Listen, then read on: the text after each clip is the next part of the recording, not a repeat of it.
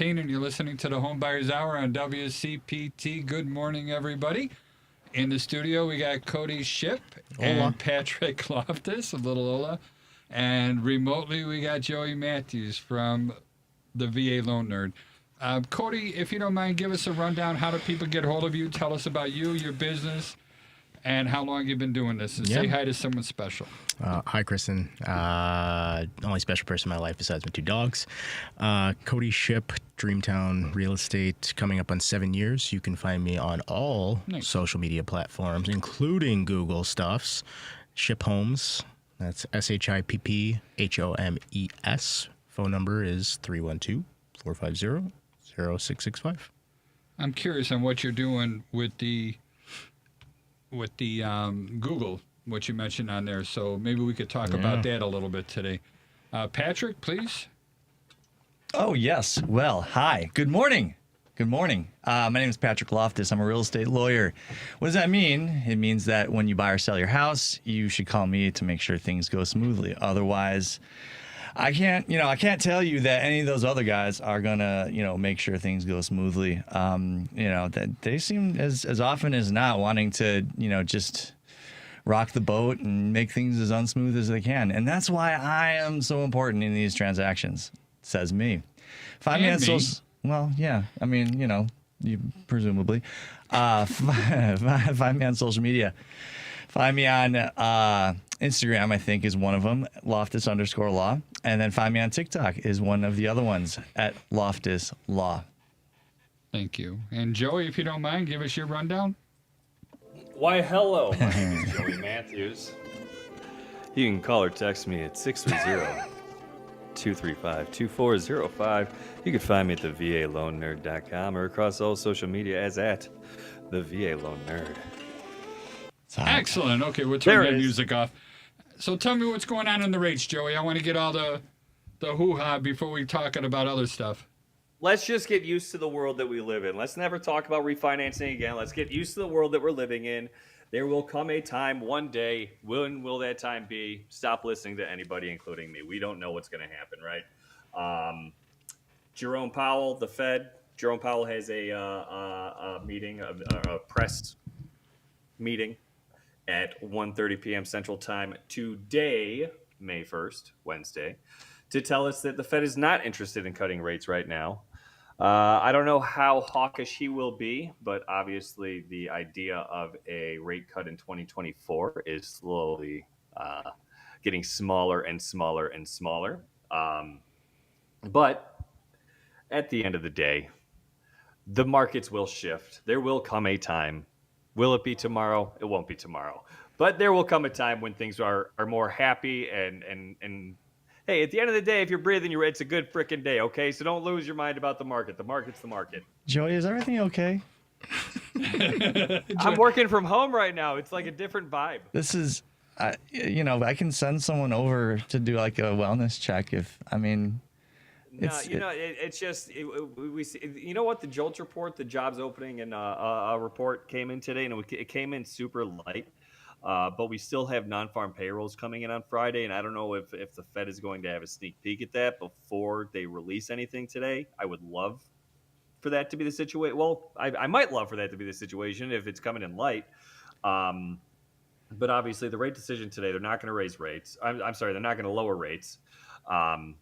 But again, it's just we have a flat Treasury. It's been up 20% since January 1st, the 10-year Treasury yield.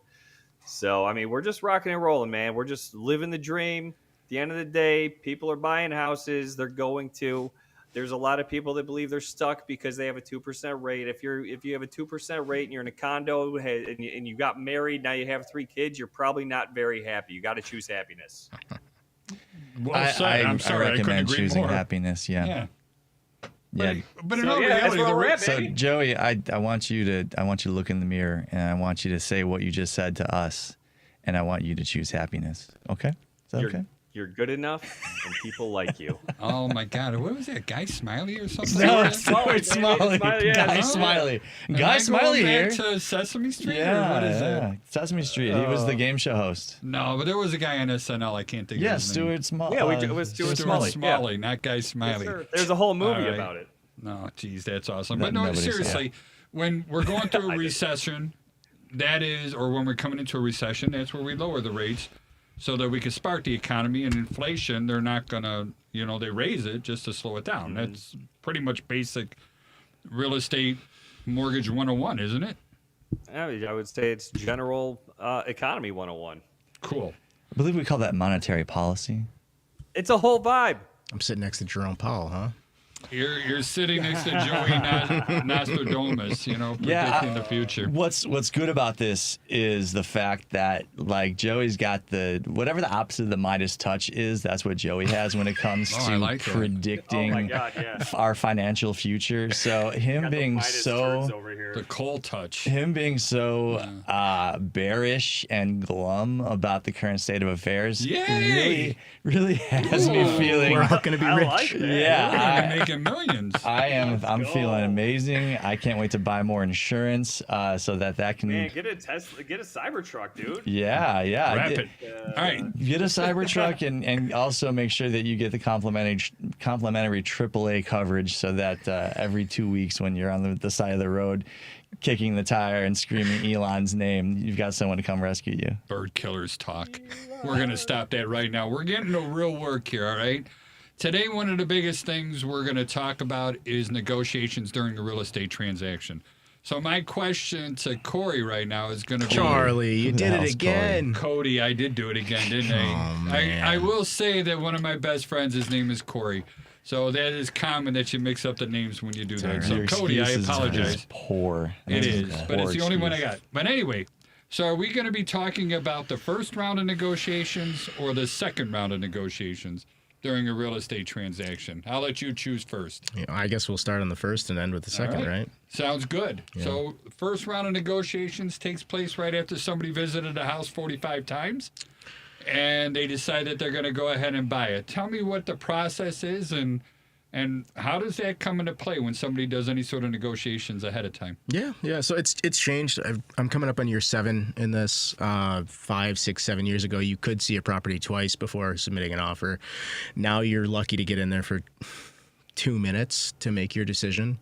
Back then, you could say, okay, well, let's throw the kitchen sink at them and ask for, I want a new washer, a new dryer, because those are old. That wasn't realistic, but you could ask for it. Finally, maybe end up somewhere in between. But And I would do that on round one? Yeah.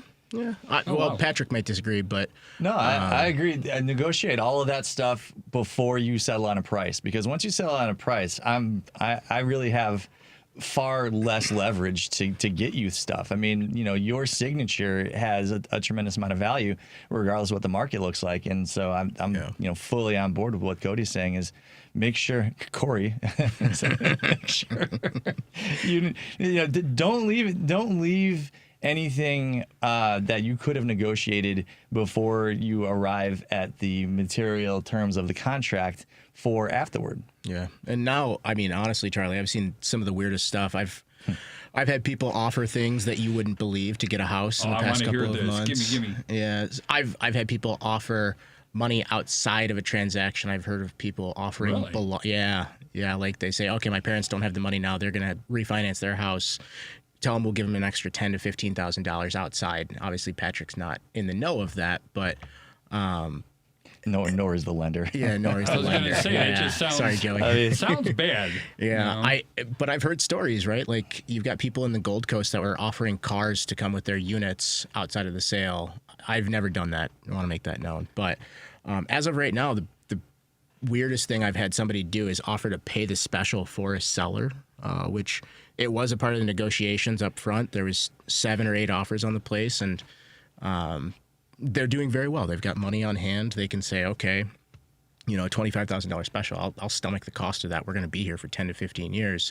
Everybody else wanted to use the loan or offset the loan and artificially inflate the price to get the money back and pay for the special. Realistically, what that means to the seller is it's a crapshoot, and you're saying, I don't know.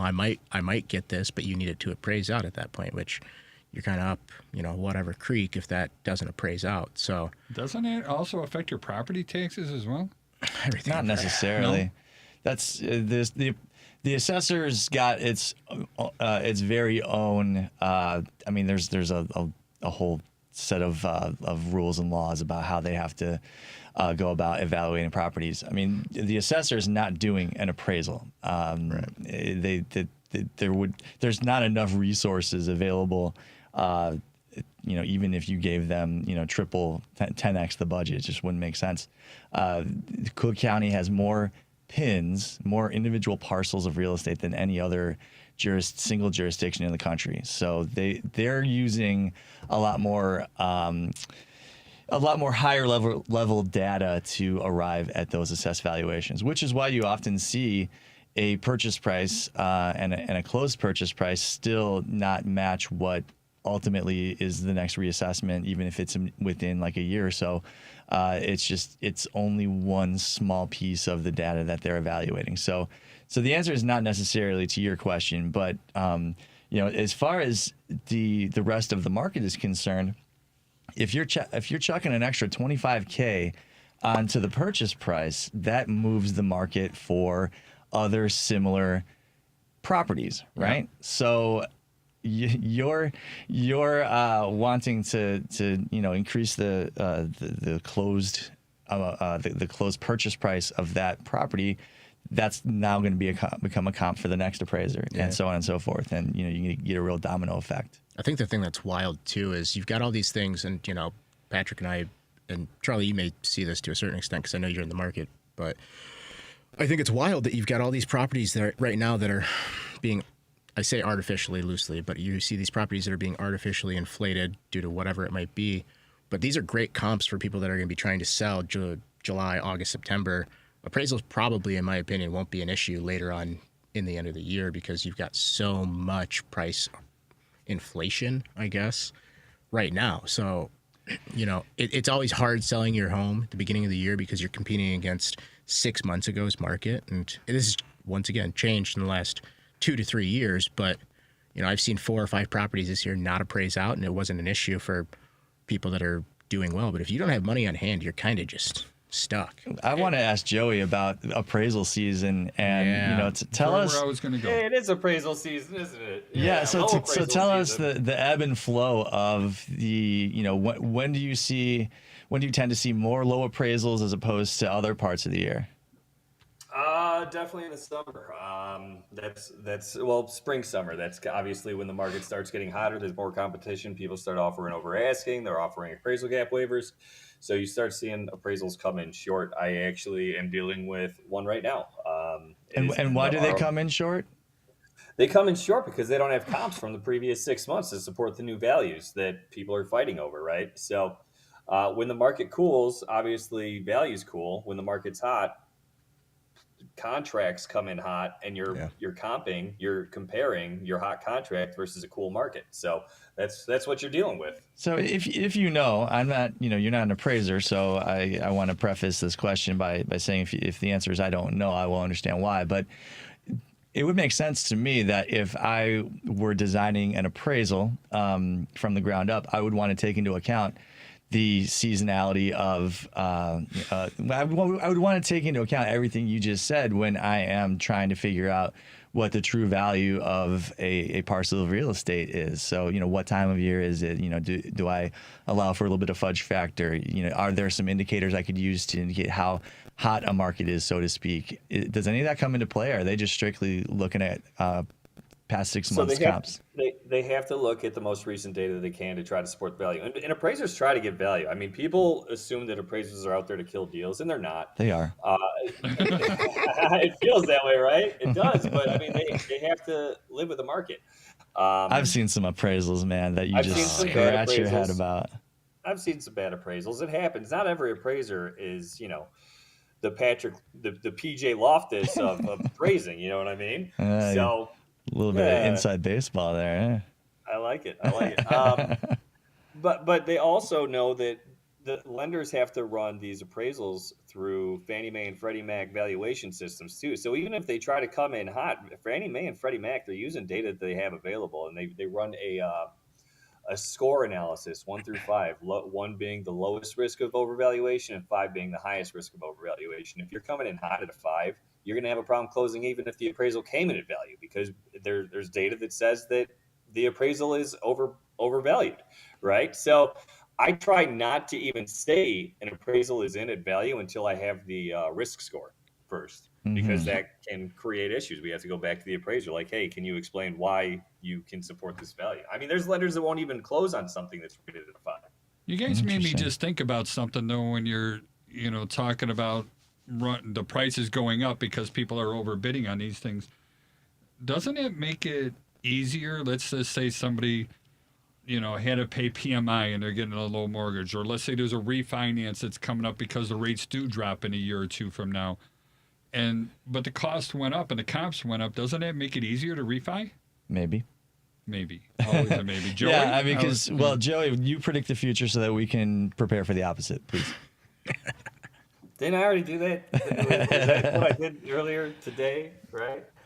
No, I'm sorry, I'm stuck on appraisals. What? So let me ask you a different question, because there's one that it was kind of leading me to, the conversation was leading me in this direction. So more and more, I'm seeing situations where lenders are able to use alternatives to an appraisal. So expound on that. What do you mean by that? Well, where an appraisal is not required, and I'm seeing more and more instances of that, and that's definitely something I'm sure, Joey, you emphasize when you are making that phone call to back up the offer that was just submitted. Which I got a story for you after you're done talking about this. But tell me more. Take me through some of the details as far as how do I position myself so I might not have to be affected by an appraisal. So appraisal waivers are offered directly through automated underwriting. Once an address is attached, once the actual purchase price is attached, the down payment is known. So it's essentially Fannie Mae and Freddie Mac are running a risk-based analysis on the entire file. And if they are okay with the value based on the data that they have available, they can offer what's called a property inspection waiver. It's a PIW in nerdy mortgage terms. A pew. But that means that, the pew. Pew, pew. Pew, pew. All right. So, can't get one pew without two. So Fannie and Freddie are accepting of that information. Does it always happen? No. I mean, I'm literally working with my sister right now. Then she is buying in Wisconsin at a 30%. She's putting 70% down on this house. We didn't get an appraisal waiver. No right? way. That's not real. 830 credit score, ran it through Fannie and Freddie, didn't get an appraisal waiver. I thought for sure we would get one. That's annoying. 19% debt ratio, didn't get one. So it's because it's Wisconsin. It is. I do blame Wisconsin. You know? It's yeah. I think that is a perfectly reasonable thing to do. Joey, I told you I was going to tell you a story real quick. I had an agent yesterday call me and ask me if I would do a little intro phone call to the listing agent on a house that they really wanted to get their bid accepted, really wanted to make it look like we had a real stitched together team on the buy side, and I did. I called and I did. I channeled my inner Joey Matthews, the VA loan nerd on all socials, and I had a little chit chat. I even invited her to be a guest on the show, so I wonder if she'll take us up on it and we can talk more about whether or not this had a measurable impact. But the offer did get accepted. I found out a little bit later, so I can only take full credit for that happening, and it had nothing to do with the work done prior to me making a 5-minute phone call.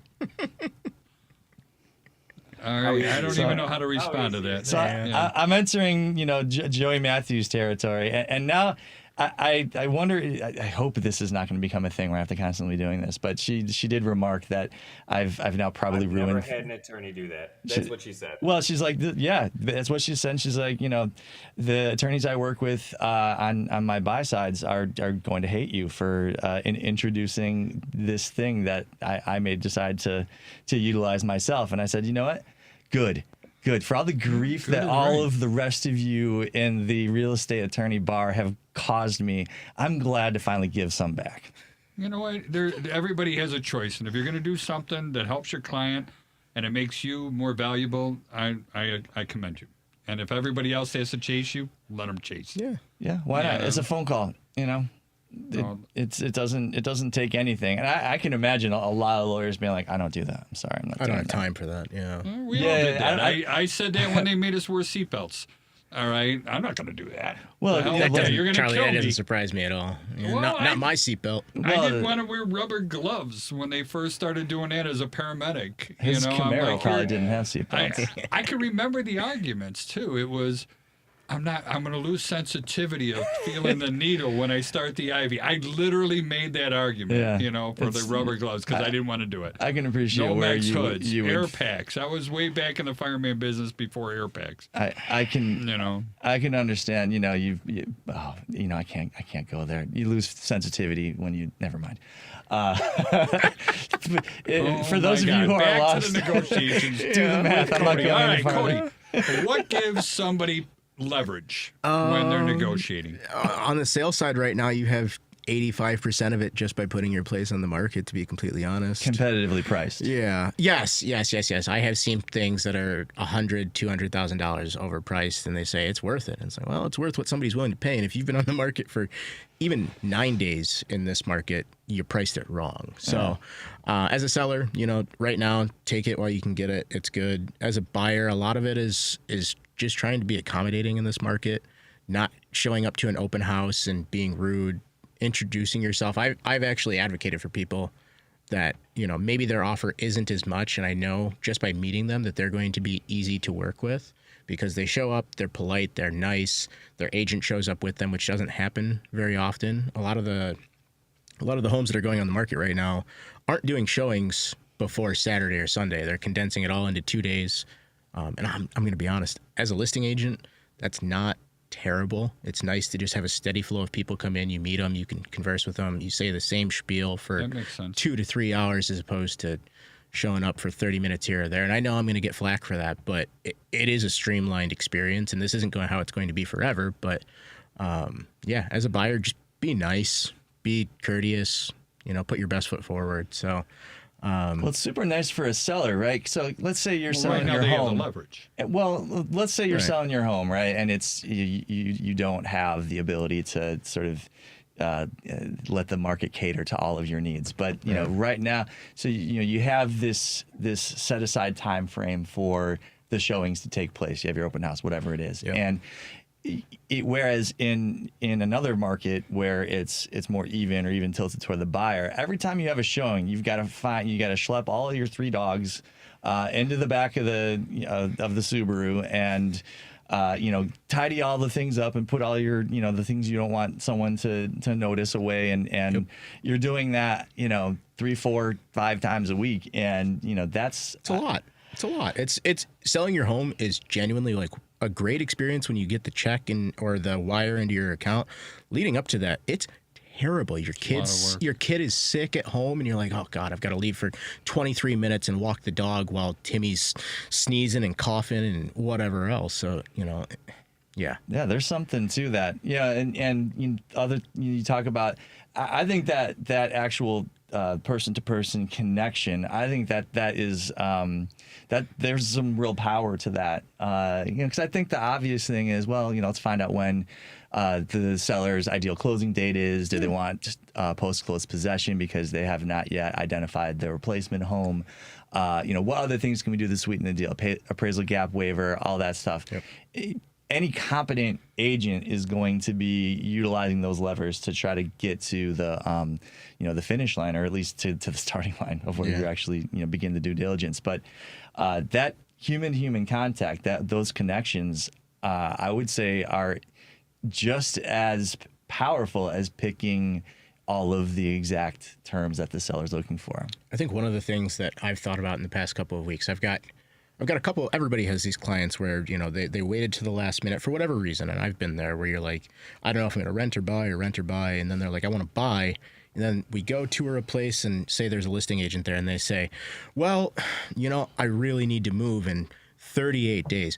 Whenever you say that, you're giving up all leverage because the listing agent knows, like, he's stuck here. He can't go out. He didn't extend his lease. He has to purchase this specific property. You just gave up everything because you slip of the lip for, you know. Do you coach your clients? Yeah. You do? Yeah. Okay, good. Keep your mouth shut until we get out and out beyond where the ring doorbell. Yeah. Yeah. You know, because people will say stuff like a question I'll often ask both my buyers and my sellers when we're talking about the inspection is, you know, did they say anything about, for example, redoing a bathroom, or, you know, do they plan on doing extensive remodeling? Because if that's the case, and I got a request for, you know, I want, you know, these credits for, you know, this, and this, and it's in a room that we know that they're already planning on, you know, demoing and redoing, you know, before we even got that request. Guess what? You're not getting it. Yeah. I have a transaction with Patrick right now where they came to me. They had another agent. They fired their agent. They came to me. I notified them and said, hey, you know, just so you're aware, when we walk in, there is cameras. I looked at the listing photos. There's a camera in this corner, this corner, and this corner. Let's not chat until we get out past the fire hydrant or whatever.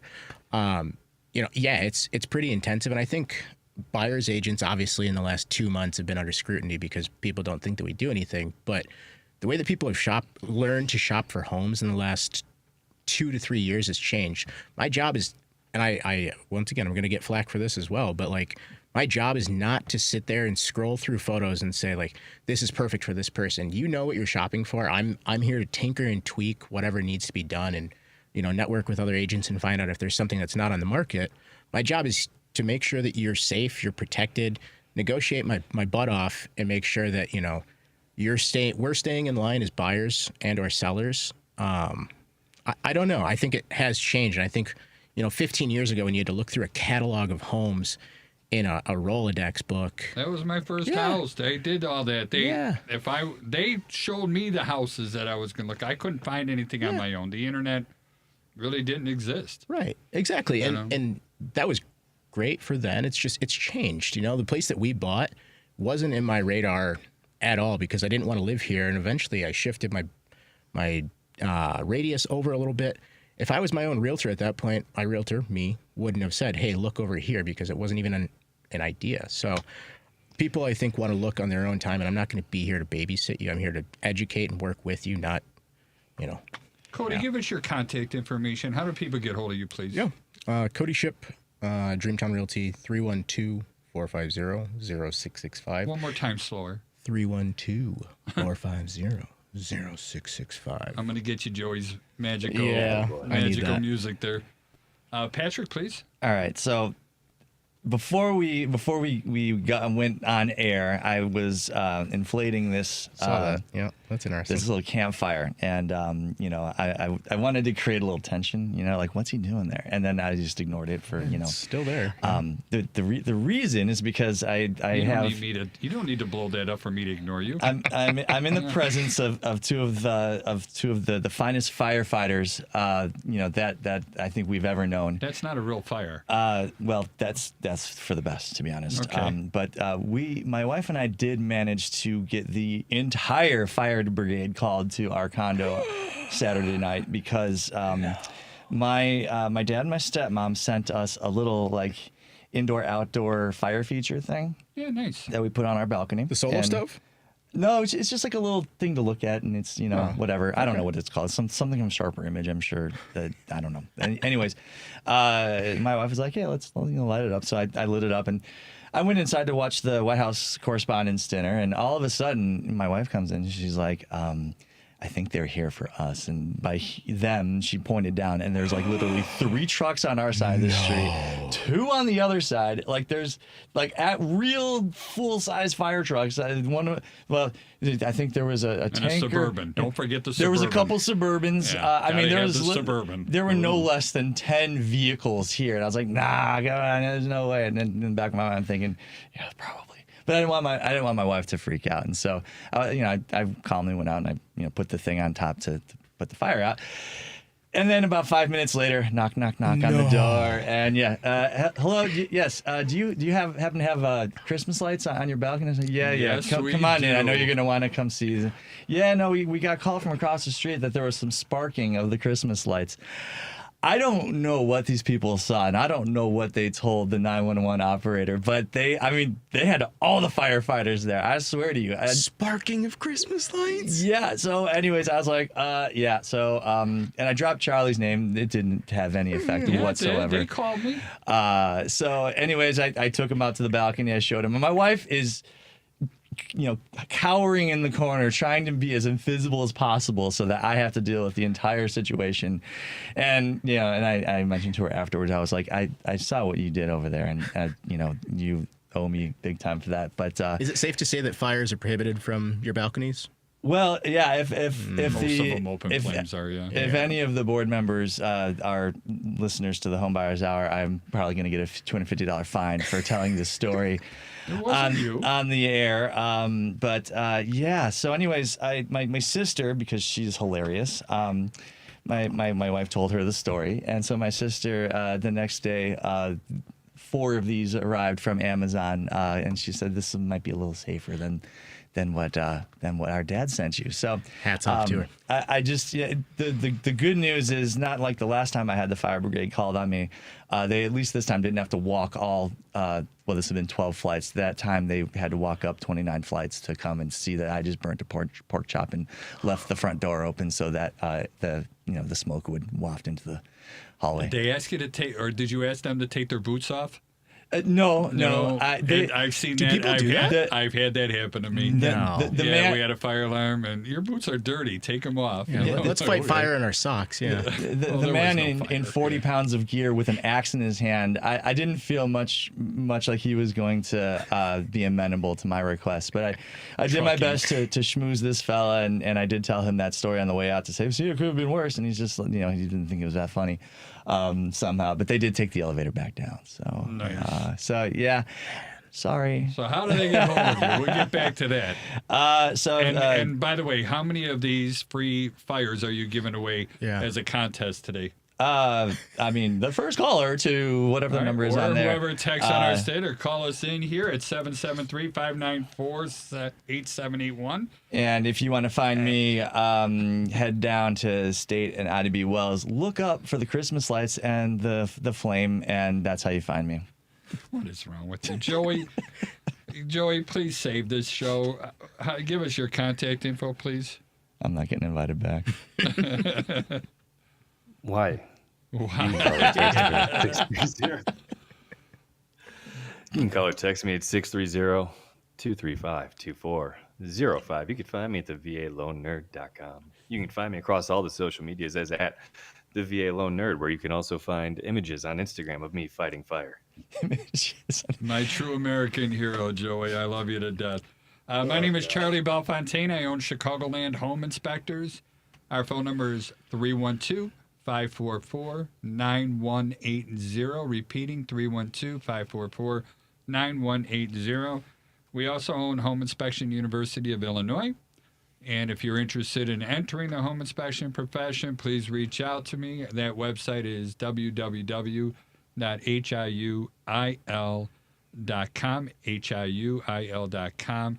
And Cody, we're going to come back to you, and I guess we got enough of round one and fires, and we do have a winner, by the way. Somebody texted in. Stop. Who is it? Who is it? I want to name Charlie. WCPT's promotions guy. I have to nix that fire. Oh, wait a minute. He canceled us. That's the producer here who said no way on giving away the fire thing. I think it's just too valuable. I get to you. No, I got a thumbs down. It's too cheap. It's just looking at us like, what's wrong with you guys? So, all right, here's the best fireman joke I got. All right, so in order to have a fire, you need, they use the acronym FHOC, and that stands for fuel, heat, oxygen, and fire Charlie? chief. No, fire chief. You remove any one of those four, and the fire always goes out. All right. So let the firemen do their jobs and let that suburban guy park a block away. So Cody, let's go with round 2. Yep. All right. And sometimes I get people go, what do you mean round 2? There's no 2 rounds of negotiations. It's Round a knockdown two, fight. It's a knockdown drag out. I think one of the things I'll start with something and then I'll jump into what happens. So I think people need to realize, myself included, that negotiations nobody has to like die. It's a house, you know. You're fighting over a couple $1,000s. Maybe it is something substantial where it's upwards of 10,000, but everybody's working towards the same goal. Nobody really wants to kill a transaction, with the exception of one of my clients in the past. I'll leave him out of this. But round 2 of negotiations should be a reasonable request list, meaning things that don't work, just ask for them to be fixed. Maybe actually, contradicting myself, ask for money so that you can hire the person to do it the way that you want it to be done, as opposed to Joe Schmo off the street. I will say Patrick is awesome at this, and one of the reasons that I've started using Patrick, and Charlie, I think you're great at this as well, is preparing people for this stuff. You know, when people don't feel like they're being blindsided by $5,000-$6,000 in repairs, it's the best thing that could happen. You can say, okay, let's break it out. This is a $250 fix. Ask for $300. Ask for a couple extra dollars so that you can have somebody qualified come out, as opposed to some guy that's never changed a light bulb. So yeah, there's 2 rounds of negotiations. Patrick takes it upon himself to go through the inspection report, as do I with the clients, and Charlie yourself as well, where you say, okay, let's all sit down, think about this, put dollars and cents to an item, and go from here. Well, here's the one problem. I just had this recently. A client was telling me, well, what should they fix? And literally those exact same words. And I'm like, it's not a principle thing, and that's what I was trying to explain to him with these negotiations. It's not a right or wrong or a principle. You got to do this. It all depends on how much leverage you have. And that's where I'm ignorant. All right. Or I think naive is a better word. I don't know the market. You lack the sufficient information to really give, to give the right advice. I mean, and that's often a question that gets asked. It's either a question like, shouldn't they do that? There is no one's required to do anything. They can say no, and each individual is different. So you might have all of your your best negotiating tactics. You might have all kinds of they really this is a winner, and they might just come back and say no. Yeah, no excuse, no nothing. No. Like, why did I write 3 paragraphs about exactly why what I'm asking for is fair and why you're being obstinate? And they come back and they go, great, cool.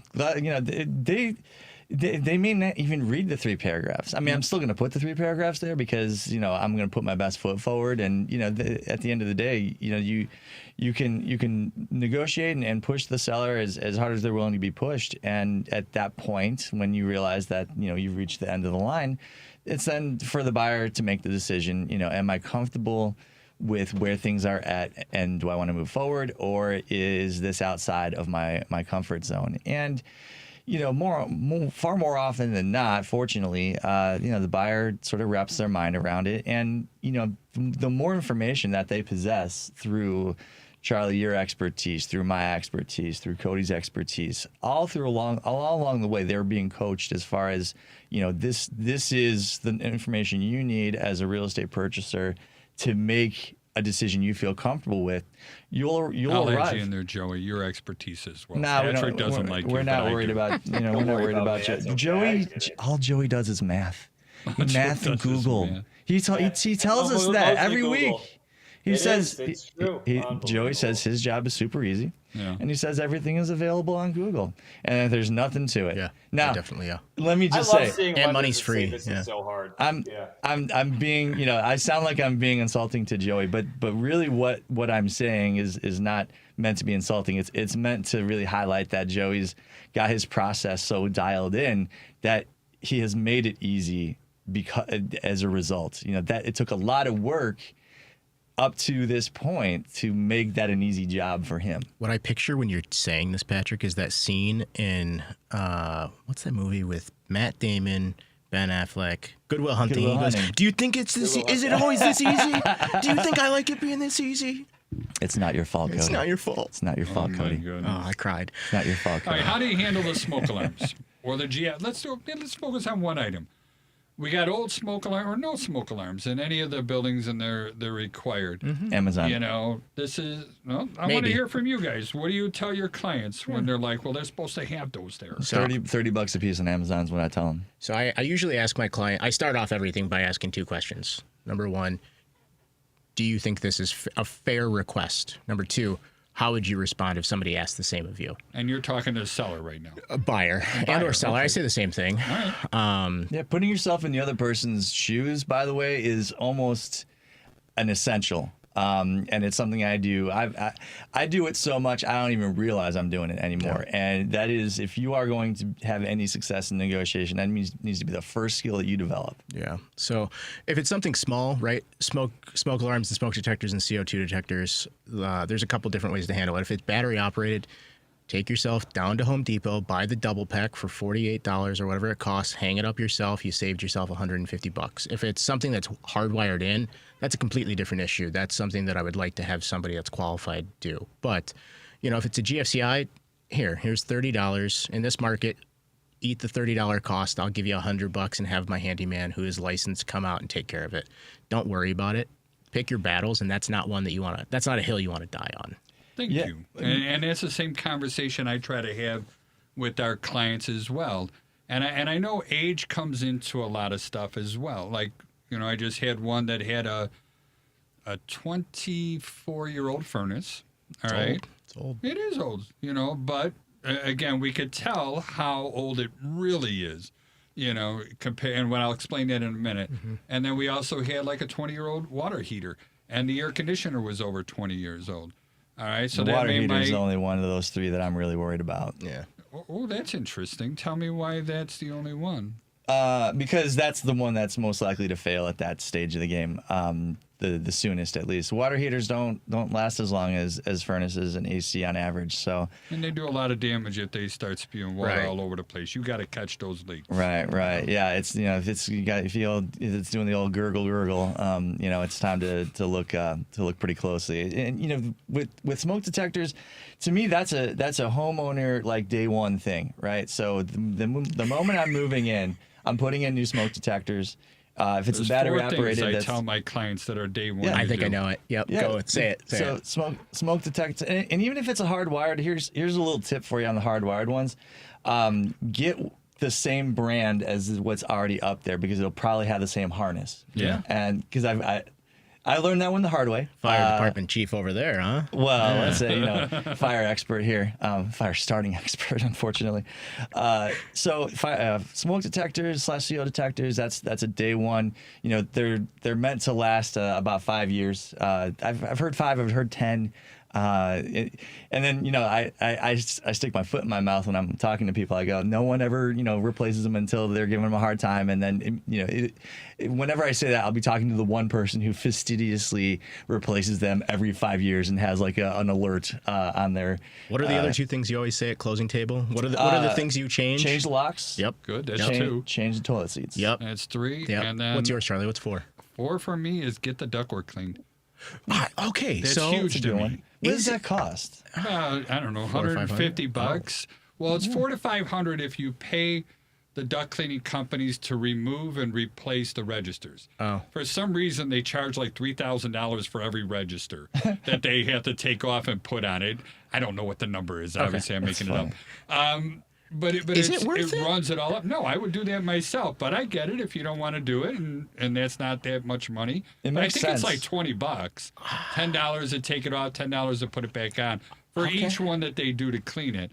But you can do it yourself if you want to save some money. I've heard conflicting thoughts on it where somebody's like, let's be honest, it's not worth it. Doing what? Cleaning your air ducts. So here's I my can see why. rationale, especially if I think it's I an know older why. building, and I'm a huge proponent of lead safe practices. And if we get a house that was built before 1970, and before anybody yells at me, yes, I know it's 1978, but in all reality, we stopped using lead paint in houses around 1970. All right, they just banned it in 78. But if that house has ever undergone any sort of construction, Now you got a whole bunch of lead dust and debris that's inside your ductwork, and that's blowing it around. And let's face it, you know, people are going to have babies. Women are getting pregnant. You don't know that you're breathing this stuff in, and inhalation is a major, you know, method or avenue to get that lead into your body. And it does cross the placenta. It does stop the human brain from developing. Do you know? So that's a big deal to me. A fun fact, or not so fun fact, is that leaded gasoline cost us. I think they started putting lead in gasoline in the 30s, and then I remember when I was a kid, you could still get leaded gasoline, and then that kind of petered out sometime in the 80s, I believe. But it cost us, on average, societally, about 5 IQ points due to the fact that there was so much lead in the emissions and in the atmosphere that we were all breathing in. I mean, we collectively, societally got stupider. It explains why we are where we are, right? Well, at least my generation. It explains why millennials and Gen Z are so much smarter than the boomers. Oh, God, we're not doing this, are we? We're doing it right now. You know, us boomers still vote, and you're out. Yep. All right, that's all there is to it. I think Charlie took that personally. I'm the only boomer in the room. Of course I'm going to take it personally. As far as Charlie is concerned, you know, you would sprinkle little lead paint chips on your Frosted Flakes to make it a little sweeter. Charlie, you know? I do have a question for you. Back when lead was used, I've always been told it was amazing for paint. We still use it today. Well, yeah, but... No, we do. Water towers, guardrails, anything that's outside, out in the open, it's still used today. I didn't know that. It's a fantastic paint. You know, it sticks, it lasts a long time, but because it's and it tastes a health great. hazard, it is sweet tasting. How do you know? I don't know. Well, that is why it's so dangerous for kids, is because kids, they taste it and it's sweet and they're like, oh, man, give me some more of that. I always tell people, like, you know, if your home was built before 78, you have lead in your home. Treat it like you do. Right, yeah. That's the bottom line. Don't try to figure out. I get asked to do lead paint testing all the time. Do you? And I do everything that I can to talk my clients out of it. Same thing with lead and water in the water pipes. Because that does put a dot on your home, right? Like once it's been identified, it's kind of like a blemish forever. I think it's there. Every house that was built from the 60s earlier, right. You're going to have lead varnish, lead paint. You're going to have asbestos tiles, asbestos glue. Asbestos You're siding. going to have a lot of this stuff in there. It's going to be there. And why try to see if it is or isn't? There's ways to live with lead paint safely. And that's it. Let's just educate ourselves on how to do that. You keep everything well painted. You know, don't get those ductwork clean. Again, I'm a huge advocate for that one. And paint over all the switches and over all the outlets. The landlord really special. That'll really keep it encapsulated effectively. So Charlie, this is how it works, audience. Patrick takes me out to breakfast, feeds me with like 4 or 5 cups of coffee, gets me all rattled and juiced up. And then he throws all these things out here to trigger me and watch me spew and see if he gets me to swear on the radio. And then he's laughing at me. And he's getting damn near close. Yeah, we call that the pooster. You know, we actually had a guy in the firehouse. That was his nickname. You know. What do you got to do to get that? You got to stir a lot of poop. Okay. Yeah. Okay. You know what he said about you. Exactly. Comrade Dobler's, you know. Store high and transport. That's where that word is an acronym, just to give you a heads up. Got it. Store high and transport. They used to ship manure on wooden boats, and when it was down low, it would get wet, let off the gases, and then somebody would light up a cigar or something, and it would explode. So they would have to store the manure up high in the boats. Yeah, this is a learning show, people. I'm not Fasten sure. your seatbelts. As often as you tell that story, I still am not sure I believe it. I believe You know where it. the I was answer is? The there. answer is on Wikipedia. That's where it is. Well, if only Google could actually give me results that were useful, which it does not these days. Man, here we go. I don't know. I searched for the best attorney in the Chicagoland area, and I got a good one. I paid good money for that SEO. All right, so go back to what we talked about with the negotiations. So there's some things that, and I guess for me, I see the same thing over and over and over again on the home inspection. And this was something that we started doing a couple of years ago, and I just wish I would have done it 30 years ago when I started in this business. It's amazing what I take as simple, easy understanding that somebody else will take as, oh my God, I'm going to die. Yeah. All right. And And it's like, how do I explain to somebody, hey, listen, I want you to know that 95% of the houses, if not 100%, we're going to find these same common defects. Yeah. All right. I sell a long list. I promise a long list. I'm going to deliver a long list. But that doesn't mean that all these things are bad items. We're just looking to go ahead and document as much as we can. But I just don't want to scare somebody away from a house. Yeah. And I was afraid I was actually doing that until I started doing these calls. And even I don't have all the clients. They don't take me up on this. We're about 50%. Really? Really. And which is cool, but it's still, just to explain these things. And it's amazing to watch them and see their eyes light up when they figure this stuff out. So I think the big thing is every single time I go to an inspection, I say the same exact thing. Remember, no inspection is perfect. Even on new construction, I mean, eventually it becomes it after you put the blue tape on it. But, you're going to find some little stuff. There's probably going to be mold. Don't be scared of mold unless it's, taking over the entire home. I saw one of those yesterday. I made sure not to touch anything. But the Realtor magazine just sent me an article to prove about mold. to prove what? Proofread.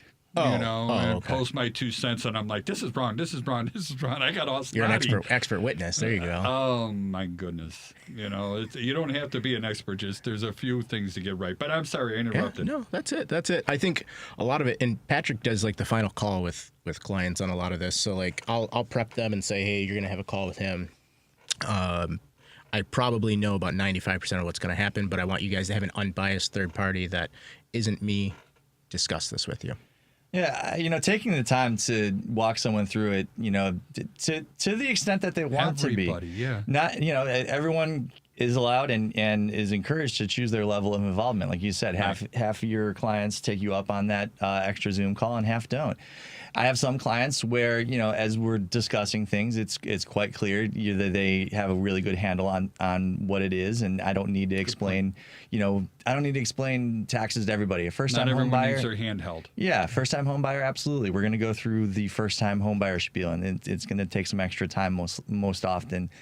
Whereas with someone who's been through it before, I don't have to explain to them that real estate taxes are paid in 2 installments and them, all of that stuff. They go, yeah, I get it. Cool, great. We don't have to. I don't have to talk. Well, I don't have to talk down to you. So, but yeah, taking the time, and I'll repeat myself from earlier, which is to say that. Giving someone enough information so that they feel comfortable making the best decision for themselves. That's our job. That's where our success lies. And, sometimes it feels like our success lies in getting a transaction to the closing table. That is a byproduct of having a good process in general. Agreed. Sounds good. Patrick, we're getting towards the end, so give us your contact info, please. Well, I've got another story. No. Find me on social media. Loftus_law. Find me on TikTok. Find me at Loftus Law. Sounds good. Cody, please. On social, Ship Homes, SHIPPHOMES. Phone number 312-450-0665. And if I got to ask you one thing, and one of my favorite 3 words is why choose me? Why should I hire you over the other 74,999 real estate agents in Illinois? It's a great question. I'm nice. What? You just held up like one finger for a minute left, and you ask him a 10-minute question. One thing. You have a problem. Yeah. I do have a problem. One thing. Honesty. I'll be honest. I'll tell you to back out. I'll tell you to move forward. That's it. And it's actually a pretty powerful thing. Joey, can you give us your contact? I sure can.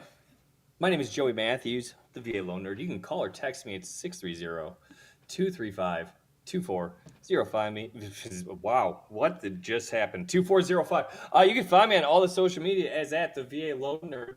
And there you go. Patrick's holding up your mug that you gave him, which has the good old QR code on there. My name is Charlie Belfontaine. I'm with Chicagoland Home Inspectors. Thank you for listening to us. Another thank you to Devin Tingle, our producer. And again, my name is Charlie, and I am out.